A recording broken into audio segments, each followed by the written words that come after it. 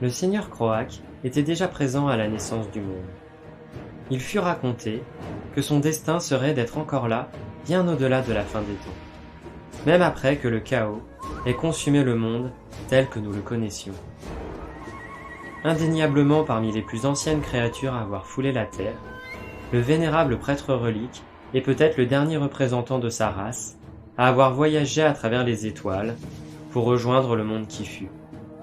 Le seigneur Croak est également connu sous le nom du libérateur d'Idza et est le dernier représentant de la lignée des Slanes de la première génération. Il est dit qu'il était, de tous ses semblables, celui qui disposait des plus grandes aptitudes à la maîtrise de la magie. Ce qui n'est pas peu dire, lorsque l'on sait que les Slanes sont eux-mêmes la plus puissante race de sorciers à avoir existé. Dans les temps passés, le seigneur Croak acquit certainement ses pouvoirs auprès de ses maîtres, les grands anciens, aujourd'hui relégués au rang de divinité désespérément absente. Il est dit que Tepok lui-même, le serpent à plumes, dieu de l'air et des lieux sacrés, lui aurait enseigné comment tirer profit des vents de magie. Par la suite, le vénérable Slan aurait été de ceux qui enseignèrent aux premiers elfes d'Ultuan cet art dans lequel ils allaient exceller et dont ils allaient faire profiter bien des peuples. Lors du grand cataclysme qui suivit le départ des anciens et l'effondrement des portails dimensionnels, le seigneur Croak fut de ceux qui luttèrent pour endiguer la matière brute du chaos qui se déversait sur le monde. Si l'opération fut un succès, bien qu'au prix de nombreuses vies de ses confrères, ils n'empêchèrent pas la venue des démons à l'aube de la première grande guerre contre le chaos.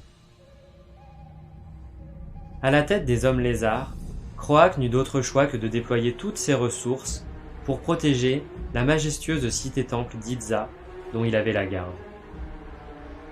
Au plus profond des jungles de Lustrie, Idza était le cœur du réseau géomantique défensif des Slanes et ne devait en aucun cas tomber entre les griffes des démons. Le seigneur Croak érigea un bouclier protecteur autour d'Idza, sur laquelle des milliers de démons vinrent s'écraser et périr, irradiés par la puissance brute du vénérable Slan.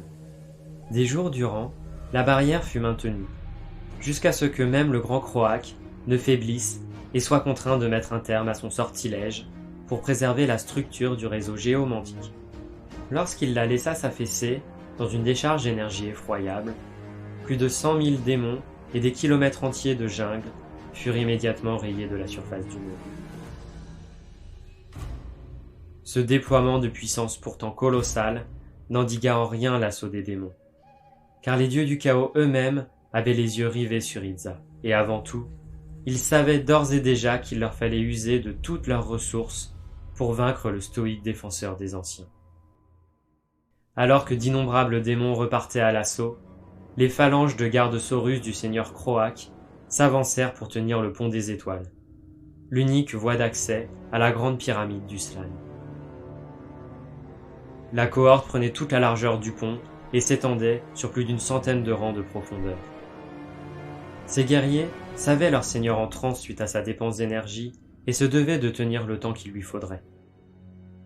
Lorsqu'ils s'affaissèrent tous après d'interminables combats, ils lui avaient offert le délai nécessaire pour l'achèvement de son rituel. Il libéra des incantations héritées directement des anciens. D'un mot, il fit s'abattre une tempête de feu des cieux. D'un geste, il déchaîna des ouragans sur la terre. D'une pensée, il provoqua des séismes qui ouvrirent des failles béantes engloutissant des légions entières de démons. Le temps ralentit, tandis qu'un calme irréel tombait sur Idza. Celui-ci fut hélas de courte durée, lorsque 12 buveurs de sang protégés par la magie de la rune de leur dieu s'extirpèrent des décombres pour assaillir le Slan. Si l'enveloppe mortelle de Croak succomba ce jour-là, son esprit était bien trop déterminé et dévoué à la protection de sa cité pour trépasser. Il s'éleva dans les airs, au-dessus de la cité-temple ravagée, et lança son dernier sortilège, le plus puissant, qui prit la forme d'une lumière si intense qu'un second soleil semblait s'être matérialisé dans le ciel. Ces rayons inondèrent les serviteurs de Khorne et les réduisirent en cendres. Idza était sauve, et avec elle la pierre angulaire du réseau protecteur des Slanes. Mais le prix à payer avait été terrible. Le conflit se termina avec la création du vortex d'Ultuan, qui bannit pour un temps les démons de la surface du monde. Si les hommes lézards accusèrent violemment le coup de la disparition de leur seigneur, ils ne restèrent pas inactifs. Le corps de Croak fut embaumé et momifié, avant d'être recouvert de dorures et de bandelettes sacrées. Un masque d'or mortuaire fut ensuite déposé sur sa tête. Si cette cérémonie avait pour but d'honorer le seigneur d'Itza et l'élever au rang de divinité vénérée, les hommes lézards créèrent ce jour-là quelque chose de bien plus grand. Le seigneur Croak était devenu le premier prêtre relique. Bien qu'il ne puisse plus communiquer directement avec ses serviteurs et ses confrères, son corps astral fut toujours en mesure d'interagir avec le monde matériel, par exemple en prenant possession du corps de l'un de ses serviteurs. C'est ainsi qu'au fil des millénaires, le seigneur Croak continua d'accompagner ses cohortes d'hommes lézards dans d'innombrables combats. Pour autant, il est force d'admettre que, au cours du temps, les agissements du Slann se montrèrent bien souvent aussi imprévisibles que subtils et devaient servir des buts que seul le vénérable seigneur comprenait véritablement. Si le seigneur Croak n'intervenait que peu, il ne se priva pas pour autant de poursuivre la formation des prêtres mages des générations ultérieures au fil des millénaires. Son élève le plus brillant, mais aussi le plus renommé, fut sans aucun doute le prêtre mage Mazdamundi, qui partait en guerre jugé sur le plus grand des Stégadons, et qui donna sa vie lors de la fin des temps. Car s'il fut un ultime sacrifice consenti par les Slann et par leur seigneur, ce fut bien celui qui opéra au cours de cette sombre période de la fin des temps. Sous l'influence des puissances de la ruine, les perfides Skaven et leurs ingénieurs du clan Scryer provoquèrent la chute d'innombrables météores sur le monde qui fut. Ces blocs devaient être capables de disloquer la surface, déclenchant de terribles raz-de-marée et des séismes, avec comme seul but de faire sombrer le monde dans la fournaise et la désolation. Tandis que la guerre contre les hommes rats et les abominations du chaos déchirait la lustrie, les prêtres mages Slann entamèrent un grand rituel en puisant profondément dans le réseau géomantique. Leur visée était de détruire les météores avant qu'ils ne touchent le sol et laisser le temps aux cités-temples de préparer leur exode vers les étoiles. Si un grand nombre de Slann se sacrifièrent, ce fut néanmoins une nouvelle fois l'intervention désespérée du seigneur Croak, à qui le peuple séraphon dut son salut. Le puissant Slann détenait le pouvoir cosmique, et fut en mesure de manipuler les énergies des étoiles une ultime fois. Il savait que les destructions à venir étaient inévitables, mais il se savait aussi en mesure de les museler pour un temps. Bien que la lustrie et les terres du sud furent en grande partie anéanties, les tempêtes de feu furent dissipées avant d'atteindre les cités-temples des Slann. Même les raz-de-marée qui auraient dû engloutir les plus hautes montagnes furent stoppés par cet ultime effort. Protégé par le bouclier des anciens, le seigneur Croak se tint au milieu de l'apocalypse et employa les énergies libérées pour créer des dômes de force qui devaient les protéger lui et son peuple. Sous ces barrières mentales, des régions entières recouvertes de jungle ainsi que les imposantes structures de pierre des cités-temples défièrent le cataclysme, tandis que le vénérable Slann les fit s'élever haut dans les airs pour les envoyer au-delà de l'horizon.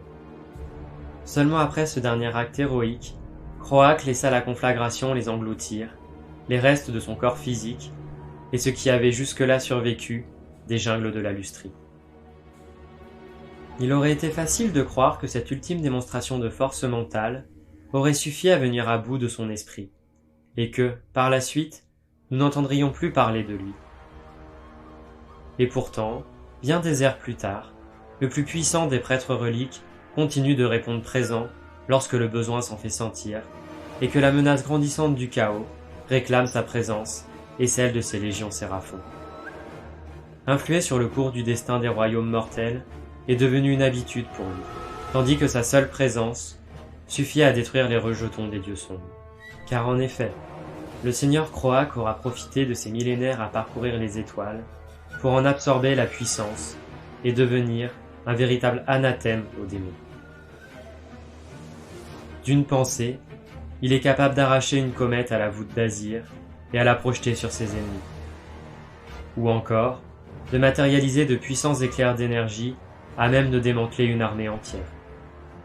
Une fois la victoire remportée pour son peuple, il se retire de la surface des 8 royaumes, se dématérialisant pour réapparaître lorsque les circonstances l'exigeront. Si le seigneur Croak a pu se montrer discret au cours des derniers événements ayant secoué les 8 royaumes, il est clair aujourd'hui que l'époque où les séraphons agissaient dans l'ombre est révolue. Suite aux manigances d'Archaon et de ses Gaunt Summoners ayant découvert comment utiliser la Varinite pour, d'une part, capturer les âmes des Stormcast Eternals, d'autre part, détruire les portes des royaumes, Croak se devait d'intervenir.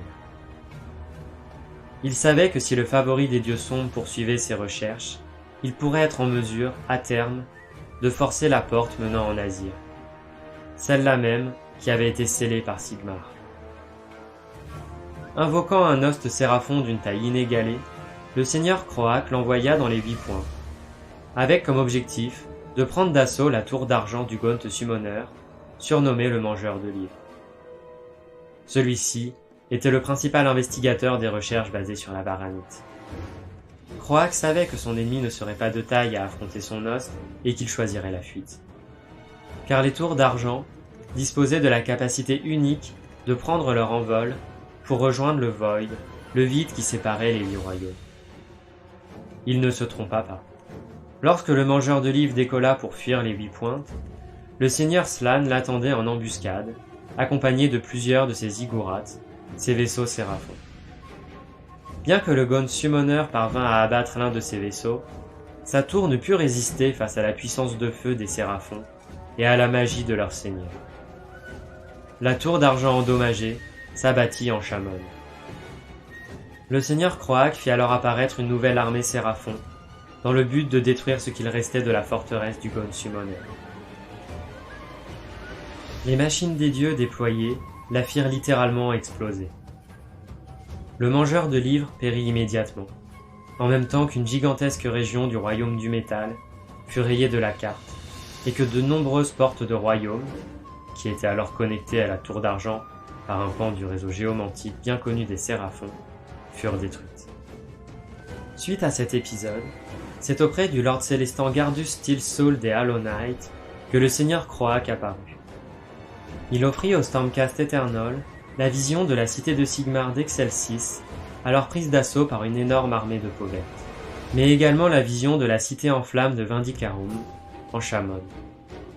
Cette cité, autrefois reliée à la Porte Blanche détruite par les plans machiavéliques de Be'lakor, se retrouvait sans défense.